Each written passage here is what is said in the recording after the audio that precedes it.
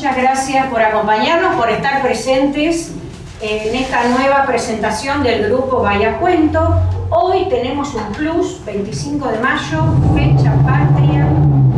Se izan las banderas, se ponen las banderas en los balcones, se ponen las carabelas en los corazones, hasta me salió un versito y todo. Y bueno, hoy vamos a tener algunos cuentos alusivos a la fecha como corresponde.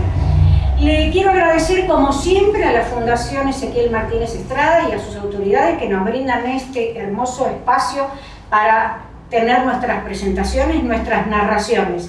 El grupo Vaya Cuento hace 16 años que está formado y venimos siempre el último domingo de cada mes a este espacio para contar nuestras historias. Así que muchas gracias por acompañarnos. Ahí en el programa tienen ya para nuestro próximo encuentro, que es el último domingo de junio, el 29 de junio. Acá nos va a recibir Néstor con los ñoquis en la puerta. El 29. Así que los esperamos y espero de todo corazón que esta nueva presentación les guste. Hoy no contamos con la presencia de Mari Chiesa, que está en México visitando a su familia, pero tenemos una narradora invitada excelente que ustedes la van a disfrutar. Muchas gracias y empezamos con la...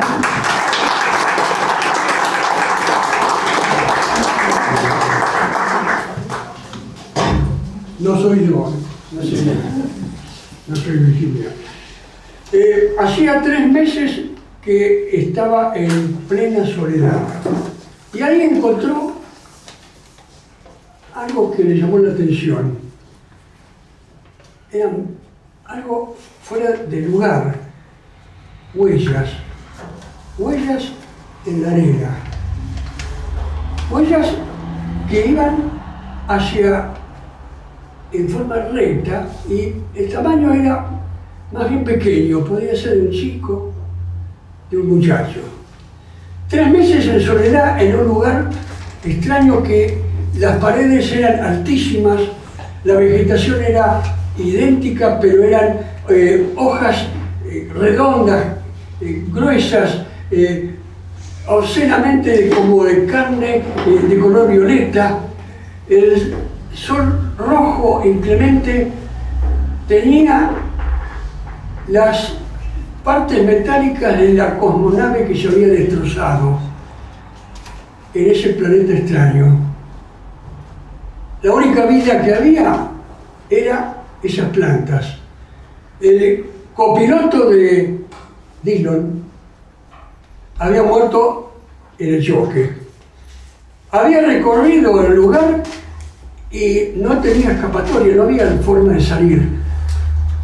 Por eso le llamó la atención esas huellas. Se cerró los ojos y se frotó con las manos a ver si estaba quizá delirando, pero cuando lo volvió a abrir se mantenían allí. Así que decidió seguirlas porque iban en línea recta hacia la pared de piedra, esa pared altísima. Se había sentido mal esa mañana, había estado medio mareado, había tenido rápidas pulsaciones, pero esto lo esperanzó un poco. ¿Cómo habría entrado quien había dejado esas huellas y por dónde? Empezó a seguirlas y por ahí dedujo que el tamaño de las huellas, más que de un muchacho, porque eran delicadas, y si fuera de una muchacha, eso lo excitó un poco más, le dio cierto impulso, así que bordeó esas plantas y ahí estaba. Era una mujer, parada en una piedra, estaba desnuda, el cabello le llegaba hasta las caderas. El sol rojo le daba un cierto aterciopelado a los hombros y resaltaba los senos. Y la sombra, había una sombra más oscura entre los muslos, entre las piernas, como incitándolo, invitándolo a que se acercara. Excitado, él comenzó a acelerar el paso para acercarse y ella bajó de la piedra y se internó otra vez en la espesura, siempre en dirección a esa pared gigantesca de piedra. La siguió. Cuando llegó a la pared se encontró que pisadas seguían, como que se hubiera traspasado de alguna forma la piedra, y entonces quedó la duda porque él había recorrido en varias oportunidades todo el perímetro, que era todo con esas paredes tan altas, y no había encontrado ninguna fisura, pero ahora ahí estaba, con lo cual quedó en duda si se le había pasado por alto, pero y ahí era como un pasadizo, no muy amplio, así que decidió entrar. Entró a ese pasadizo y dejó atrás donde había estado, que era un cráter. Había quedado la duda de la nave que estaba en el espacio, se había descontrolado como si alguien lo hubiera manejado y había caído en ese cráter. Pero ahora estaba en el pasadizo. Era estrecho, se raspó, se lastimó el torso desnudo, quizá eran las raíces o algo parecido, hasta que vio cierta luz en el extremo de ese pasadizo.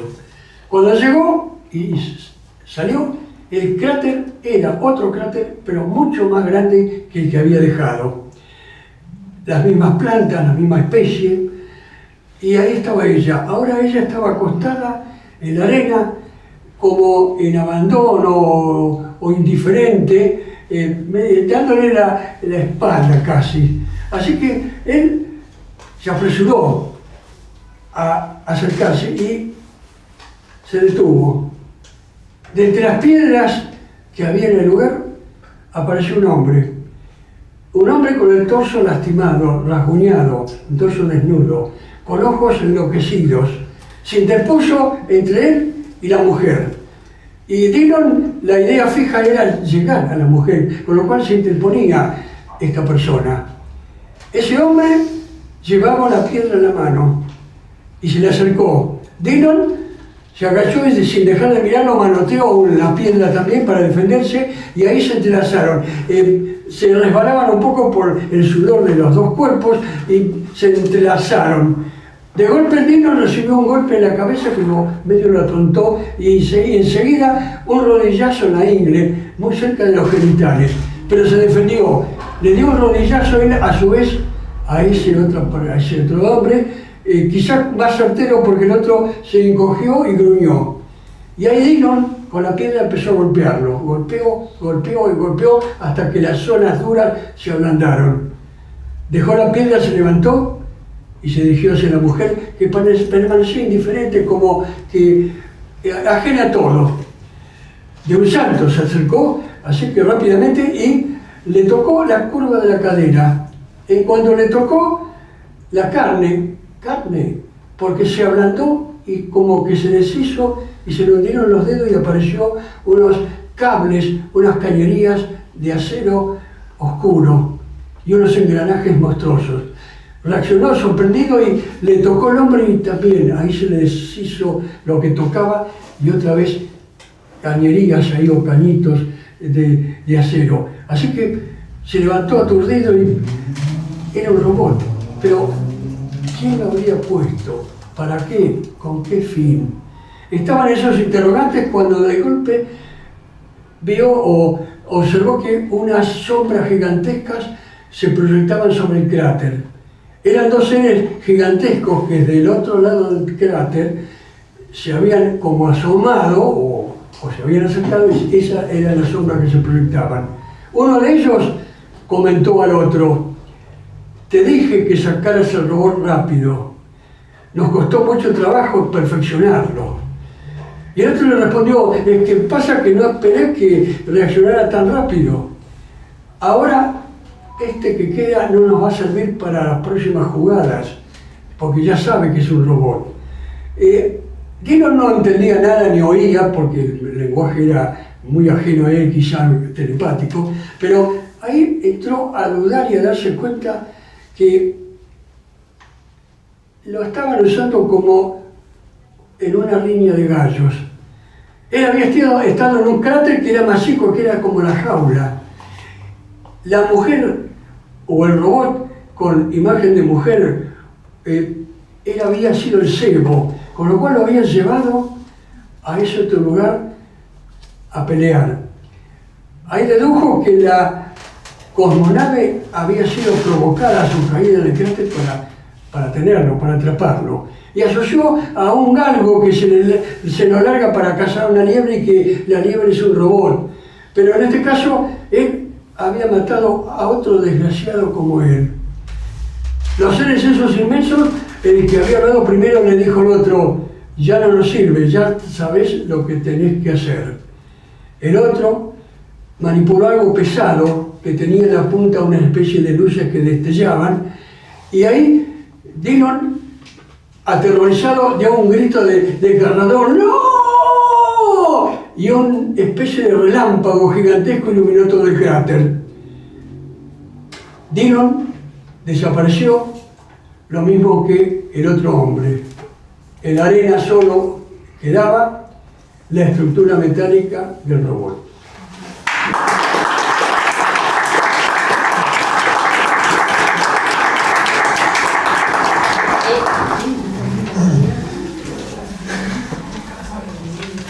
Nicolai estaba en un rincón apartado y oscuro de la estación, viendo cómo el tren se alejaba en medio de la nevada. En ese tren se iba toda su vida. Hacía 2 años se había conocido a Elena en una reunión organizada por amigos en común. Elena era una mujer hermosa, una mujer con unos ojos que escondían tormentas y una sonrisa que prometía veranos. Cuando se entrecruzaron las miradas, Nicolai se dio cuenta que estaba totalmente perdido. Muy enamorado, no pasó el invierno y ya le había propuesto matrimonio. Y se casaron. Pero la vida en común no fue muy fácil. Nicolai era un hombre sencillo, que había tenido una historia de vida difícil, una infancia dura, con muchas carencias, lo cual lo hacía sumir frecuentemente en estados de melancolía. Y Elena era una mujer que parecía que siempre estaba en otro lugar, que su alma viajaba fuera de su cuerpo. Una noche, pese a que había mucha pasión, porque también lo había, ¿no? Ellos se amaban, había pasión, había cariño, había respeto, pero también había silencios muy largos. Silencios en los cuales parecía que los dos corazones estaban latiendo a ritmos diferentes. Una noche Nicolai llegó a la humilde casa que habitaban, en medio de una enorme, cruel nevada. La nieve incluso llegaba casi hasta las ventanas. Y cuando abre la puerta la ve a ella sentada junto a la mesa, con las valijas preparadas. Él le pregunta: ¿qué pasa, Elena? Colia, no aguanto más. Ya no aguanto más. ¿Y qué es lo que no aguantas?, preguntó Nicolai, aunque él ya sabía la respuesta. No aguanto más estar acá, contigo. Nicolai no intentó detenerla porque es inútil tratar de detener a alguien que ya tomó la decisión de irse. Así que en la madrugada la acompañó a la estación, y cuando ella estaba por subir al tren, él le pregunta por qué, y ella le cuenta. Había recibido la carta de un antiguo amor que ella tenía en Moscú, y rememoró todas aquellas promesas incumplidas y decidió que debía volver con él. Cuando subió al tren y antes que se cerraran las puertas, le dijo: Nicolai, Colia, yo te voy a amar siempre, a mi manera. Nicolai se quedó en el andén, viendo cómo el tren se desvanecía en medio de la ventisca, con un frío que sentía que le traspasaba los huesos, pero lo que más le dolía era el vacío que sentía dentro del pecho. Días después caminaba por el parque donde solían pasear Elena y él. Encontró un banco con escarcha, se sentó y por primera vez en mucho tiempo dejó que las lágrimas fluyeran por su rostro. Y allí comprendió que no hay ninguna clase de amor, ningún amor, el más puro, ni el más apasionado, ni el más fiel, que pueda retener a alguien cuando su corazón ya se había ido antes.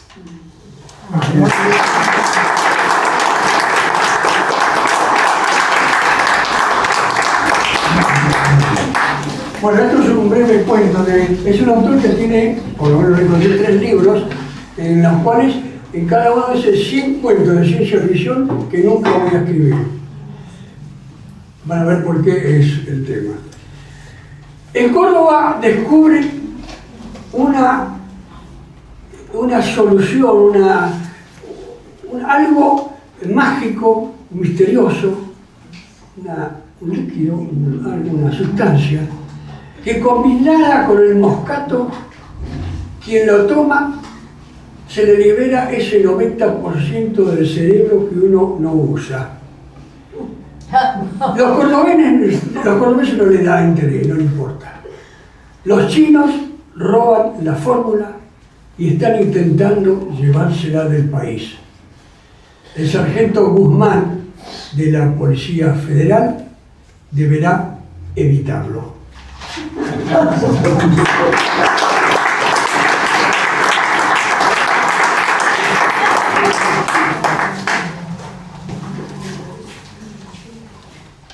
¿Sabes quién no es?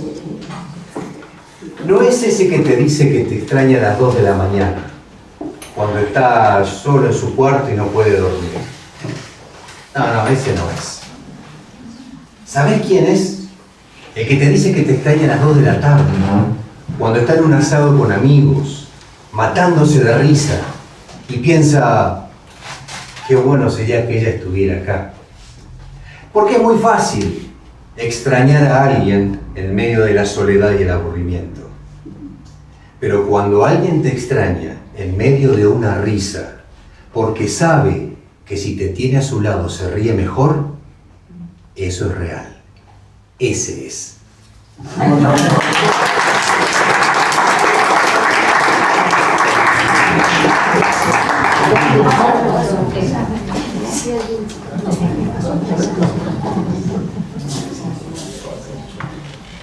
Pablo Riccieri fue ministro de Guerra de Roca, fue el creador del ejército militar y hoy se lo conocen por una famosa autopista en Buenos Aires. Pero Pablo Riccieri tuvo un nacimiento envidiable para cualquier militar, porque él había nacido en San Lorenzo, en la ciudad donde San Martín hizo el bautismo de los granaderos a caballo en 1812. Venció a los españoles. Aquella famosa batalla en la que muere el sargento Cabral. Todo esto está relacionado con la creación de la Marcha de San Lorenzo.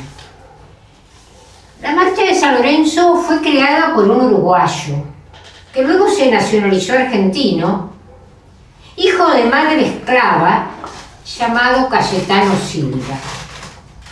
Cayetano Silva tuvo un origen muy humilde, pero ya desde chico se manifestó muy habilidoso, muy capaz para ejecutar cualquier instrumento. Sabía piano, sabía violín, y cuando era chico sus padres se trasladan a Buenos Aires. Él quiere ingresar al ejército argentino, para la banda del ejército argentino, pero tenía que saber corno. Lo aprendió rápidamente. En 1898 decide retirarse del ejército, porque la Sociedad Italiana de Venado Tuerto en Santa Fe lo llama para que enseñe música a la gente del pueblo. En 1901 compone la marcha en honor a su querido jefe Pablo Riccieri. La parte musical nada más. Cuando le dice a Pablo Riccieri que se va a llamar la marcha de Pablo Riccieri se siente muy molesto y le dice que ese nombre no puede tener la marcha. Y le dice, ¿y qué nombre le ponemos? Póngale el lugar de donde nací. ¿Y dónde nació usted? En San Lorenzo. Allí nació la marcha de San Lorenzo. Un año después, el Riccieri le gusta mucho la marcha y oficialmente se ejecuta en el convento de San Carlos en 1902. Rápidamente la marcha es aceptada por casi todos los regimientos. En 1907,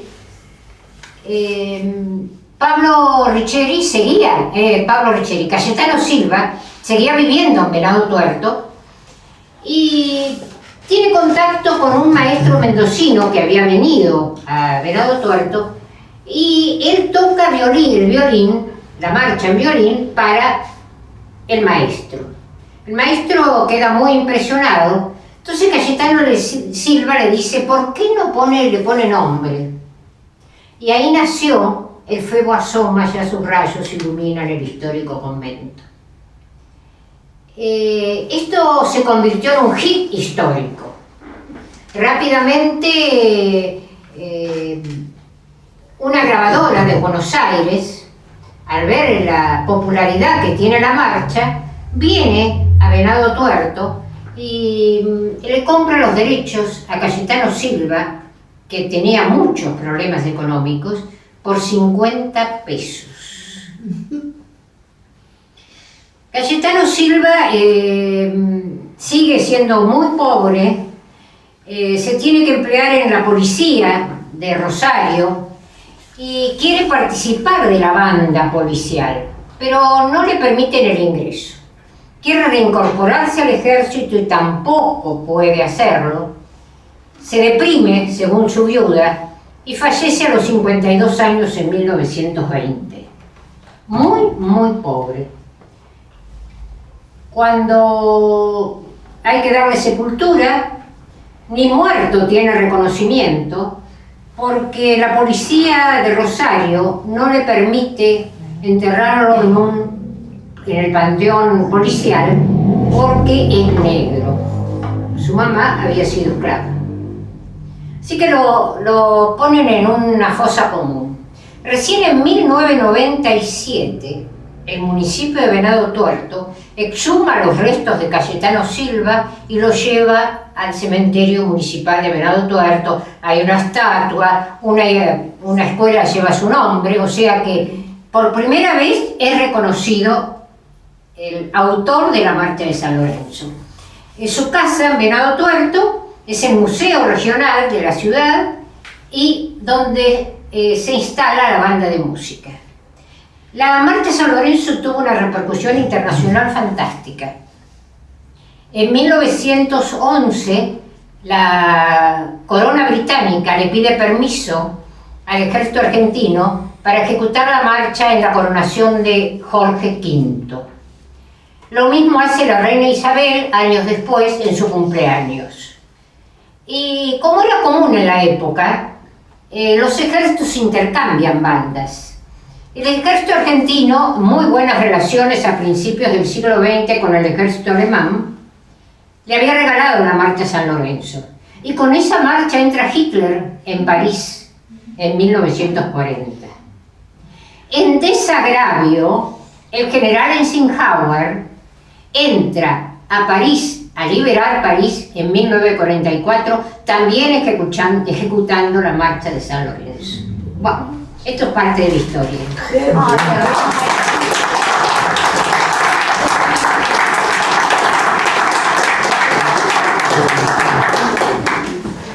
Bueno, continuando con el bloque cultural. ¿Por qué se ríen?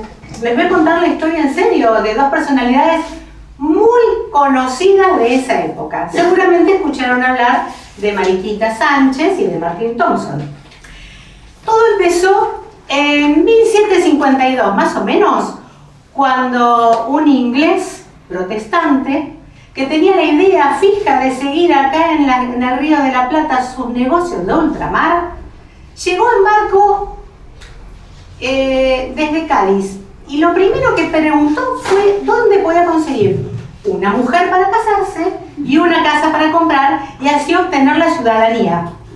Eran los daños colaterales para los negocios que él necesitaba.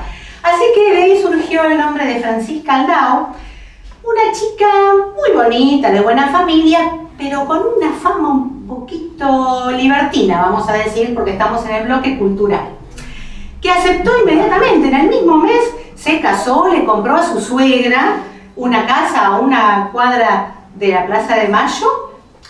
Y bueno, algo habrá aprendido Francisca, porque 20 años estuvieron casados.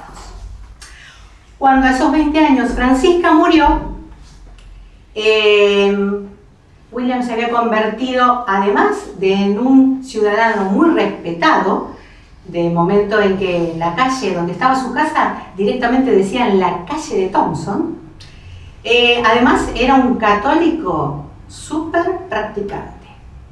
Tanto es así que en un acto de generosidad le propuso casamiento a la prima de Francisca, pobrecita, que ya tenía como 25 años nada más, él tenía como 50, pero como era un muy buen católico y sabía que la chica de esa edad ya no iba a conseguir nada y no tenía medios económicos, se casó con ella.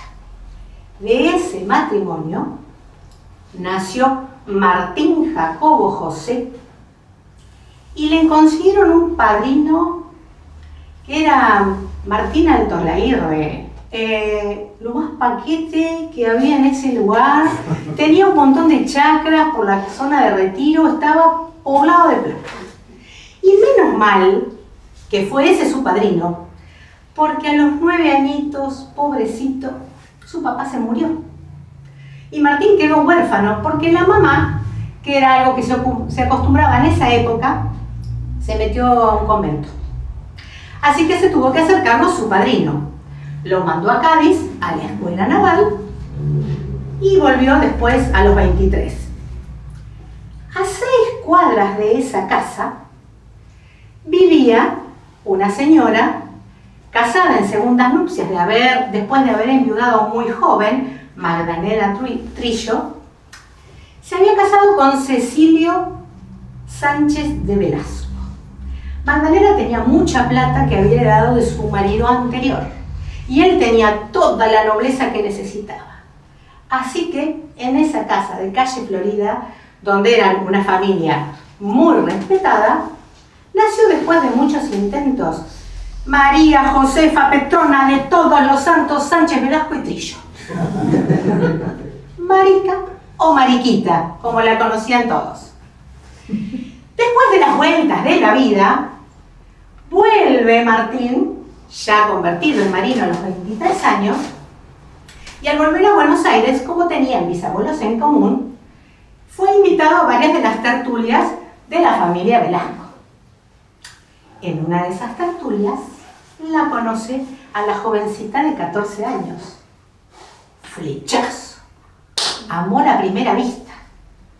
El único problema es que no era bien visto por el padre. Para Cecilio, ese mocoso no significaba nada.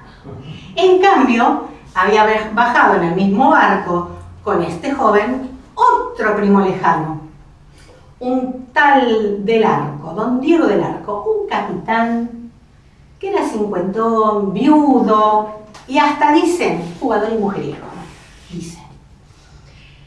El papá no vio con buenos ojos esa relación porque se dio cuenta enseguida de lo que estaba pasando y le prohibió terminantemente a Martín que se acercara a su hija.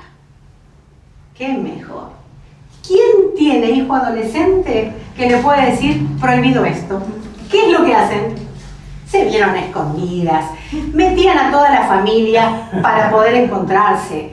Dicen que hasta él se disfrazó de aguatero para meterse en los aposentos de Mariquita, perdón, en un lugar donde eran los únicos que tenían aljibe. O sea, el aguatero no era necesario.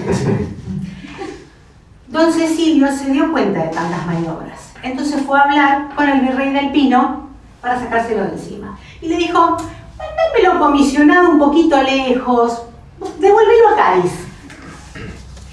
Y se apuró a prometerla en matrimonio con este capitán del Arco.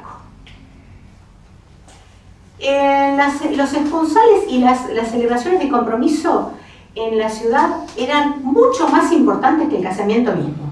porque el casamiento era una ceremonia donde iba más que nada la familia. Pero una fiesta de compromiso era una tertulia social a todas luces. Nadie quería faltar, y menos con semejante familia.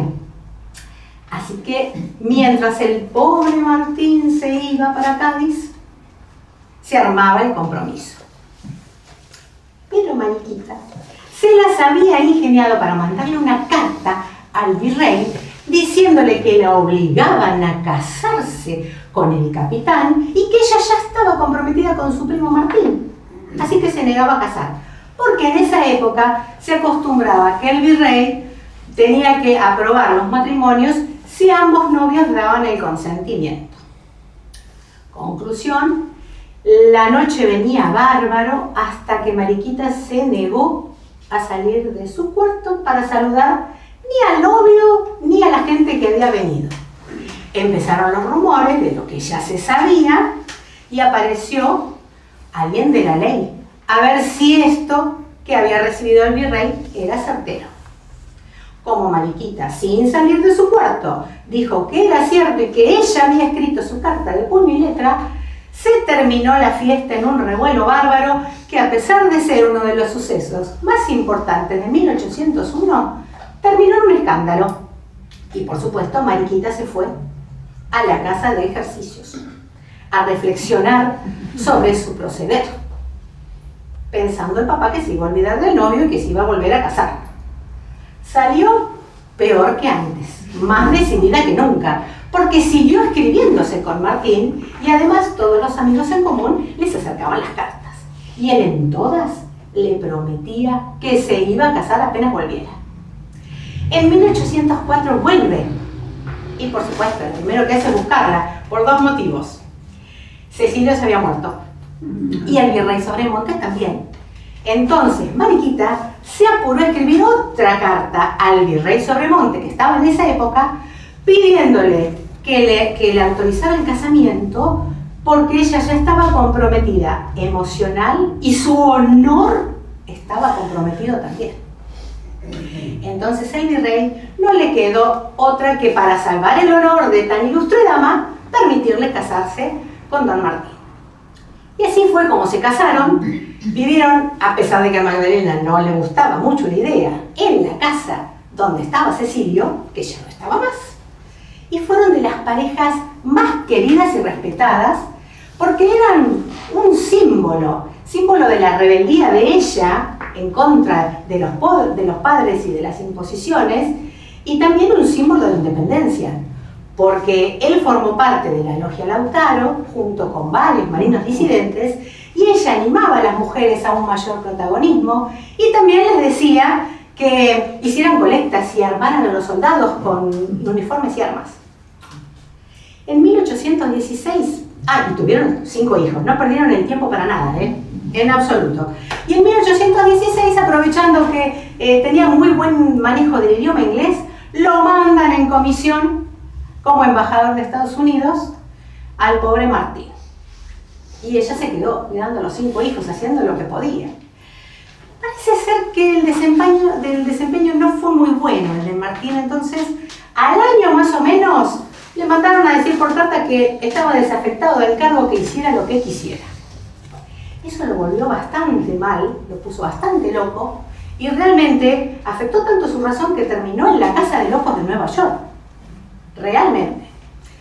Pobre Mariquita, lo único que tenía que hacer era girarle plata, y bueno, ella tenía que criar a sus 5 hijos, así que alquilaba habitaciones a los jóvenes que venían de Francia, pintores la mayoría, siempre más jóvenes que ella, y bueno, tenía que arreglárselas de alguna manera porque tenía que mantener a sus 5 hijos y girar plata a su marido. Hasta que en 1819 lo pudo traer. En el barco se murió, pobre. Sí. En circunstancias un poco extrañas, pero se murió y lo tiraron en alta mar, para que no quedaran dudas. Dicen que antes de esa fecha ya se paseaba Mariquita del brazo de un francés, un poquito más joven que ella, que tenía un anillo con una fecha anterior al fallecimiento de Martín. Y para el mayor escándalo de toda la sociedad, antes del luto, se casaron. También dicen que en la partida de matrimonio, ella se quitó de los 33 unos 3 añitos. Y él se sumó 2 añitos, llegó a unos 28 para que no se notara tanto la diferencia de edad. Este señor se llamaba Jean-Baptiste Mandeville y tiene otra historia, pero lo que sí dicen es que ella no la pasó nada bien, pobre, todo este tiempo que Martín estuvo fuera de Argentina. Así que bueno, la próxima les cuento qué pasó con el himno, que también se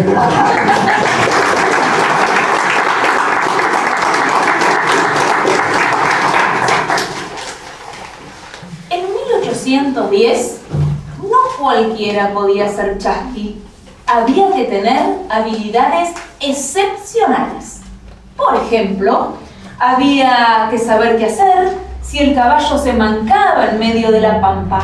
También había que conocer todos los caminos y saber qué sendero tomar si alguno se inundaba durante alguna crecida.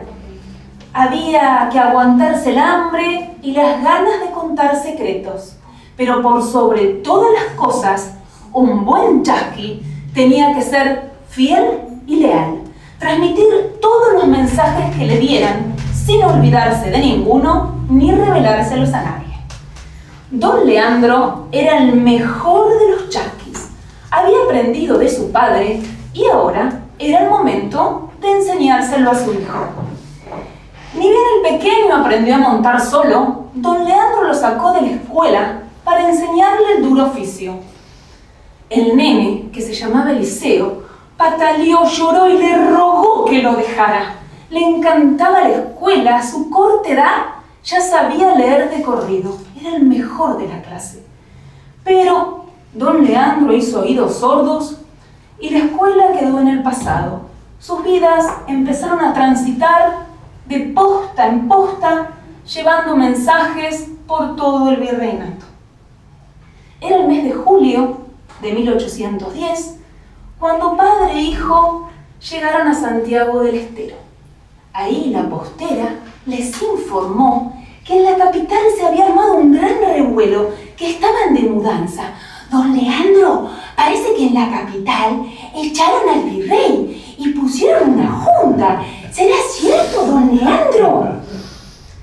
Menos averigua Dios y más perdona. Don Leandro era un hombre de pocas palabras, así que, a pesar de las ganas de conversar de la señora, agarró un caballo fresco y siguió camino hacia la posta de los Talas. Cuando llegó, se encontró con un grupo de caballeros. Sus caras iban del desaliento a la furia.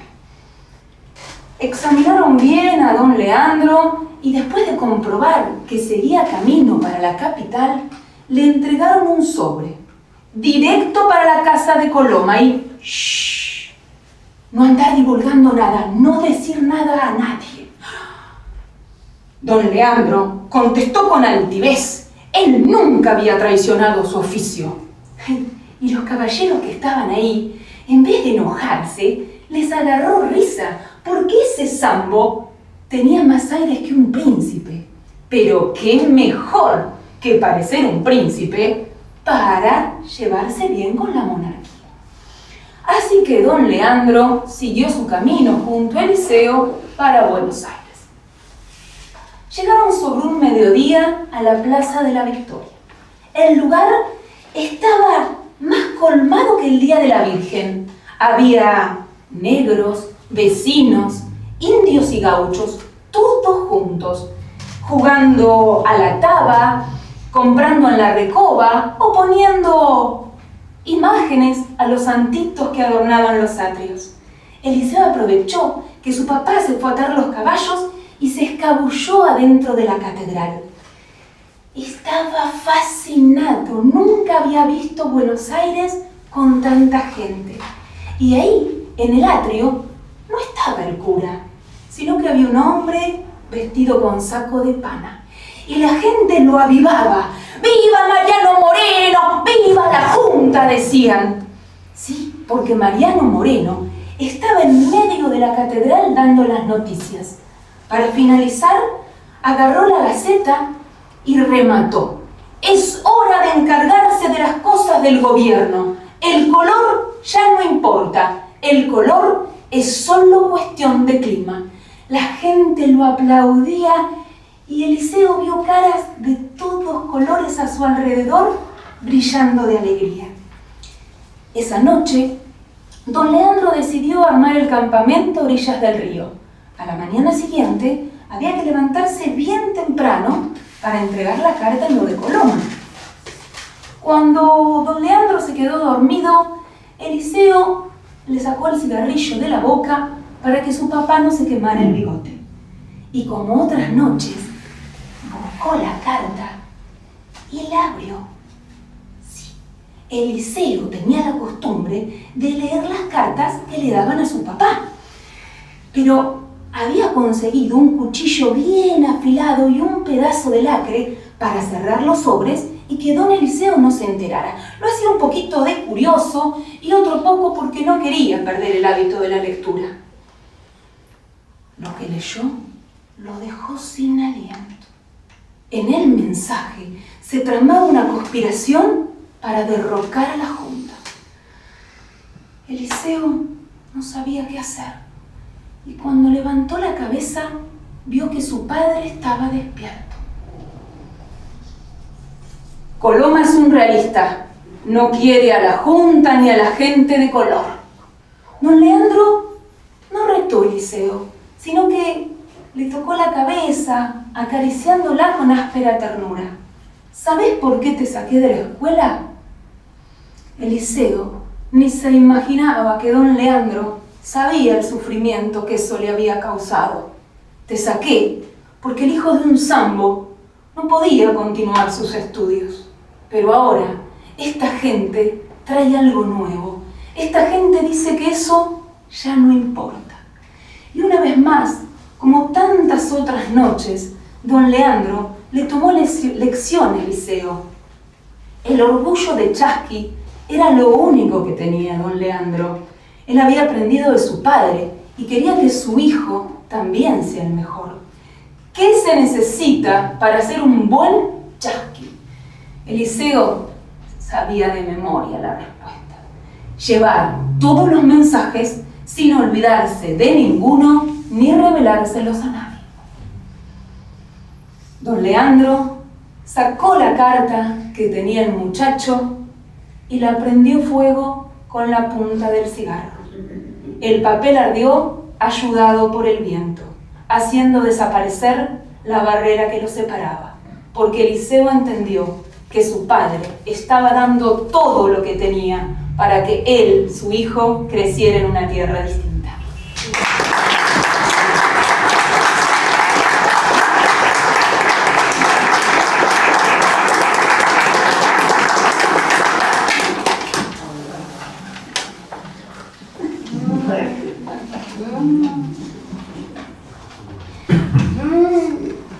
Carapela. Hola, hola.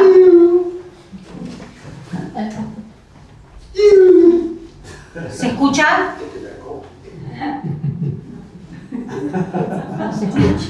Hola.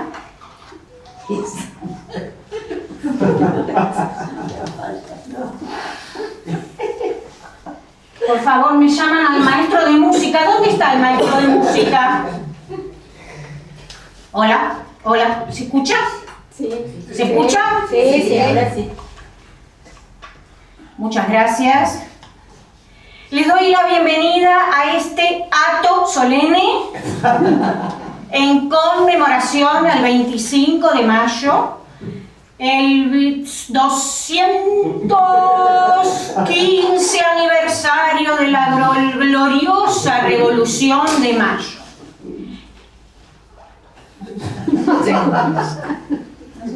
Hola, ¿se escuchó? No. Bueno, nuevamente muchas gracias a todos los que están presentes hoy en nuestra querida escuela para presenciar este acto patrio. Es un honor presentarles a a los invitados del día de hoy en nuestra escuela. Está el señor Ministro de Educación, el señor Néstor Casanida. Es la primera vez que visita nuestra escuela.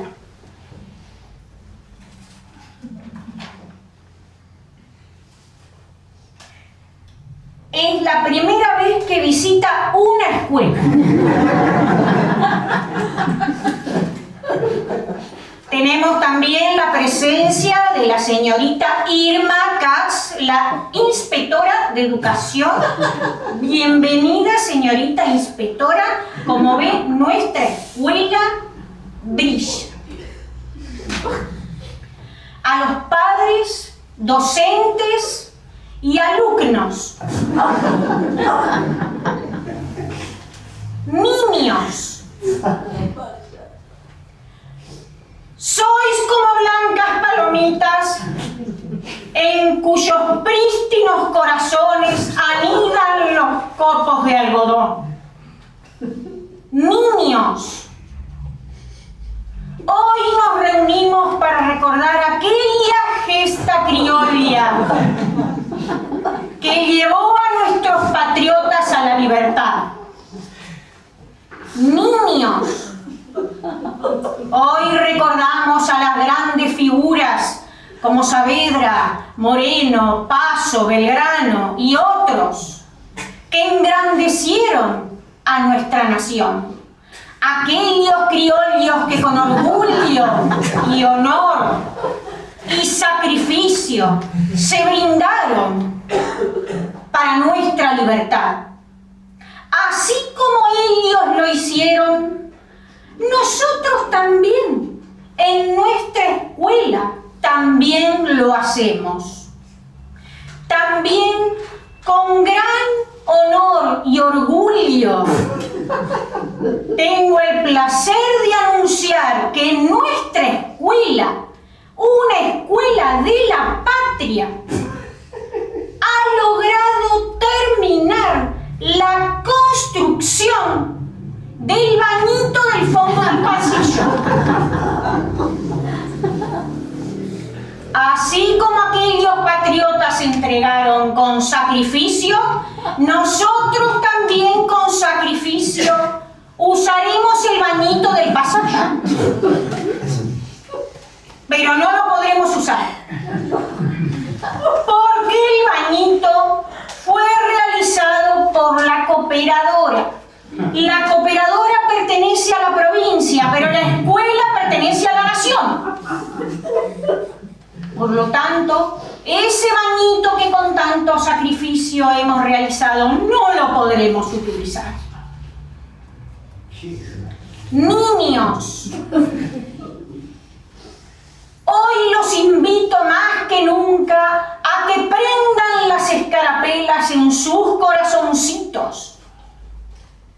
¿Qué pasa, Liam? No trajo la escarapela. Aquellos alumnos se están molestando. Señorita Elsa, son sus alumnos,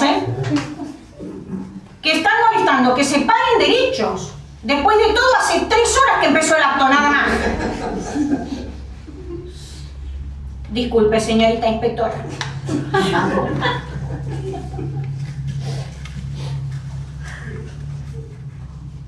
No los veo atentos, No los veo atentos y es el acto de nuestro 25 de mayo.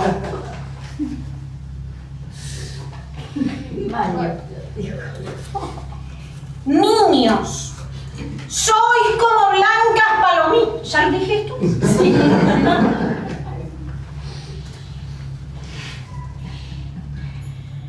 Bueno, ahora los quiero invitar a entonar las estrofas de nuestro himno nacional. Por favor, que venga el maestro de música. El maestro de música se fue. Tenía otro acto. ¿Está en la cocina? No, tenía otro acto. ¿Con la portera?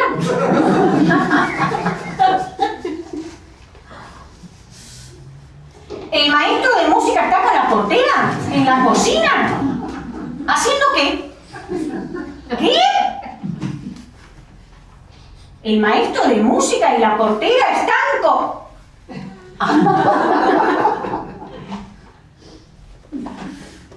¿Se escuchó? No, nada. Menos mal, disculpe, señorita inspector. Bueno, seguimos con el acto. Vamos a hacer pasar al niño Raulito para recitar la poesía que se estudió. El alumno Raulito de tercer grado, ¿dónde está? Señorita Noemí, su alumno ese. ¿Dónde está? ¿Dónde está Raulito? ¿Cómo que se escondió? Raulito, vení, mi querido. ¿Cómo que no? ¿Cómo que no querés venir a decir la poesía que te hicimos estudiar durante 4 horas ayer? Raulito, señorita, ¿dónde está Raulito? ¿Se escondió? ¿Cómo que se escondió? Bueno, no se haga problema, señorita, Raulito no lo hacemos pasar nunca más a un acto y listo. Y ahora sí, vamos a hacer pasar al alumno Emilio Lordoni, que nos va a leer una poesía, un niñito de segundo grado, una poesía escrita por él. Adelante, Emilio. ¡Qué lindo! Una poesía que él mismo escribió. Rompen en las desfiladeros el frente de un camión, sonido los granaderos dantescos del escuadrón, de la noche los primeros, que escalando los peñones un fantástico vuelo de Pegasos de hombros de los moles, emperacharon el cielo el casco de sus porciones. Son ellos, bajo la nube del firmamento inmediato, revuelan de cumbre y ver solto el tupungato, una lana muchedumbre que trepa por la ladera purpurada de arrebol, lo mismo que si quisiera bajarse el ciclo del sol para usar una bandera. Son ellos, descendirán del lado del accidente, del occidente, y las águilas verán que retoman el naciente polotín de carnaval. Luz en las almas inquietas, libertad en la mochila y lleno en la bayoneta.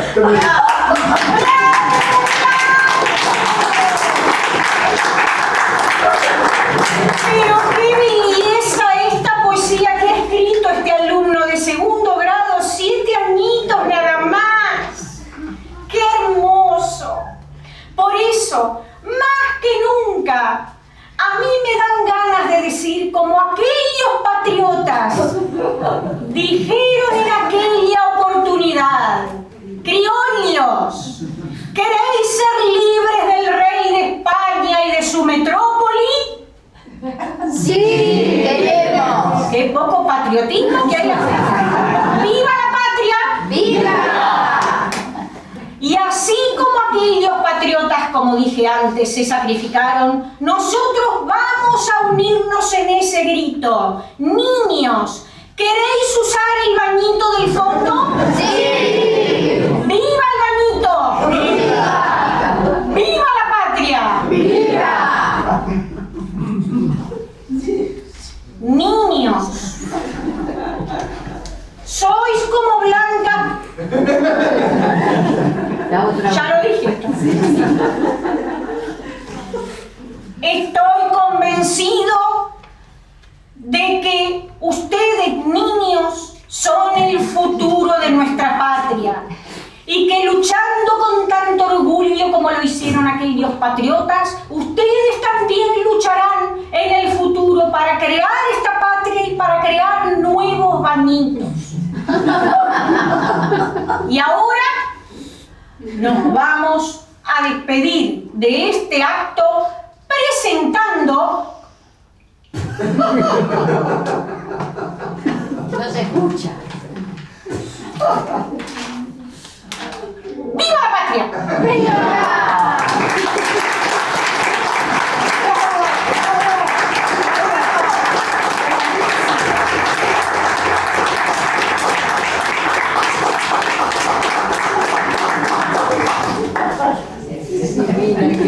Mira,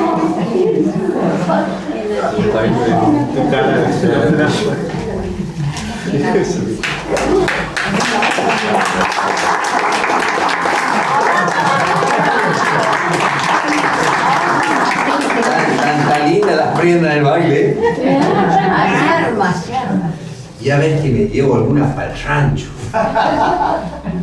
Está frío el rancho. Y me llevo algunas por lo menos y está calentito. Al menos hasta que me pueda comprar la salamandra, yo. Después veremos. Se ven lindas las prendas, ¿eh? Pero yo voy a hacer algo. Como soy un poco lento en lengua, me traigo unas relaciones. Con estas las mato. ¿Cómo le va mi prenda? No, espera un poquito más rápido.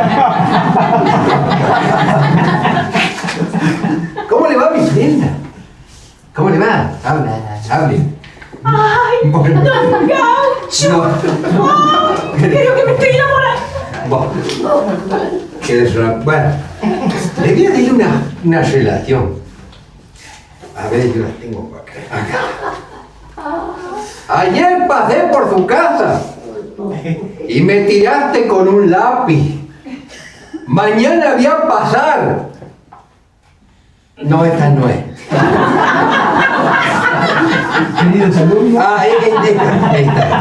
Esta está. Con una pata en el suelo y la otra en el estribo. Así me tiene tu amor, como trapo mal cocido. A mí no me venga con cuentos, y menos con penas de amor. Más vale vaya con su mamá, pequeño Cusco mamón.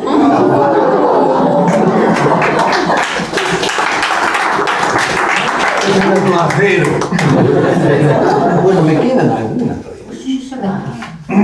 ¿Cómo le va a mi clienta? Pregúntele a su mamita qué yerno quiere tener. Así arreglo mi figura a su mismo parecer. A usted le será difícil conquistar este primor. Mi madre quiere pa' yerno un gaucho trabajador.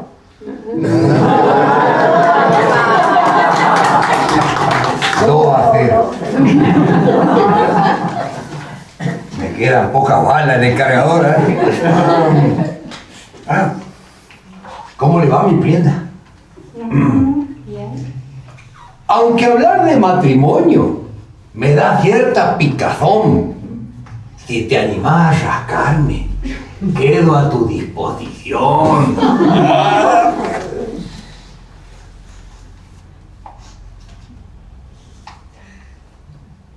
Hay muchas formas de alergia y algunas con solución. Esa rasquiña suya seguiría con agua y jabón.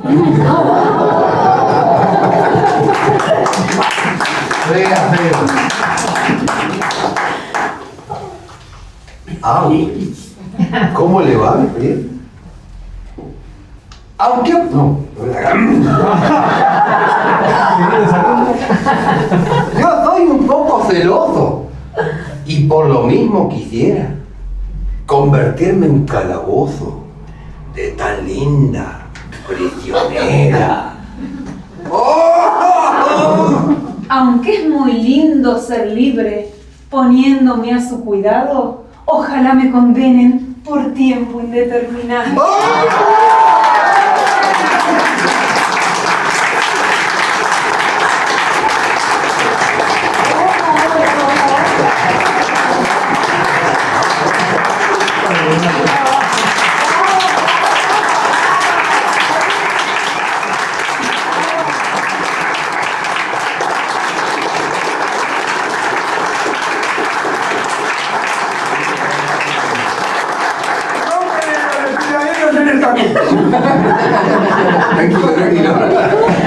Bueno, nuevamente gracias, los esperamos el próximo 29 de junio y además antes, el segundo domingo de junio, que es el 8. El 8 también está el grupo de narradores oficial. Nosotros somos la segunda. Nosotros somos los truchos. El grupo oficial de narradores de la Fundación Ezequiel Martínez Estrada. Así que los esperamos también el 8 de junio. Gracias.